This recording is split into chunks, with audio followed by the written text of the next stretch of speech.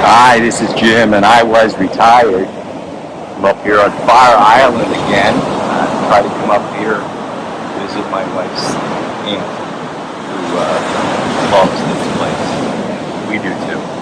Anyway, I didn't bring my laptop this time, and I didn't even bring any fancy tools for the phone. So I'm going to do a short video this week, and we'll call it a random walk on random thoughts.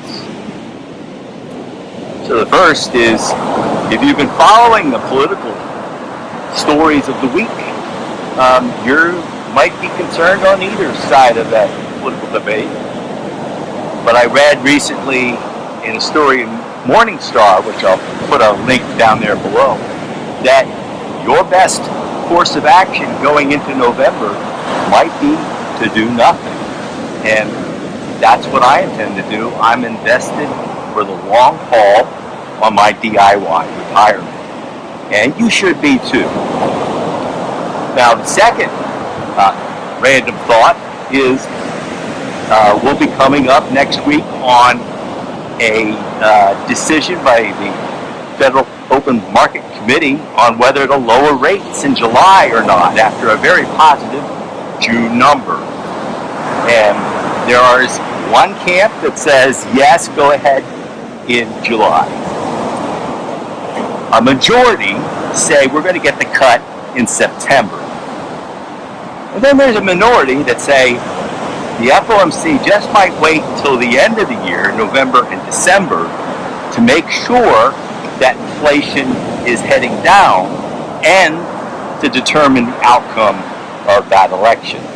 I don't know if they're going to play politics or not, but I hope for the sake of inflation that they wait until they're sure inflation is heading back to the 2% target. Now the third random thought I'll share is the title of this channel is I Was Retired. As I've explained, it does not mean I'm back to work, although another story I'll link below indicates that there's a growing number of people who retired and then went back to work. And hopefully I'm managing my retirement, my DIY retirement, so that I don't have to do that. I did share another story in the notes below about an increasing number of people over 65 who are staying in the labor force. And on X this week, I tweeted that it's a nice gig if you can get it. I wish all the people who want to stay in the workforce to work as long as they want. But whether you plan to work past 65 or you plan to retire early, I urge you, from my own personal experience, have a plan B, because it's not always up to you.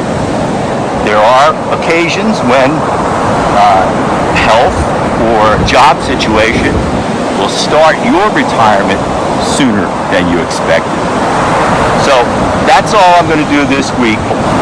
I'll be back with a longer video next week when I'm back with a laptop and more tools. And I'll probably weigh in on the reading of the personal consumption expenditures inflation reading towards the end of next week, which is the reading that the FOMC is going to pay attention to when they meet at the end of July.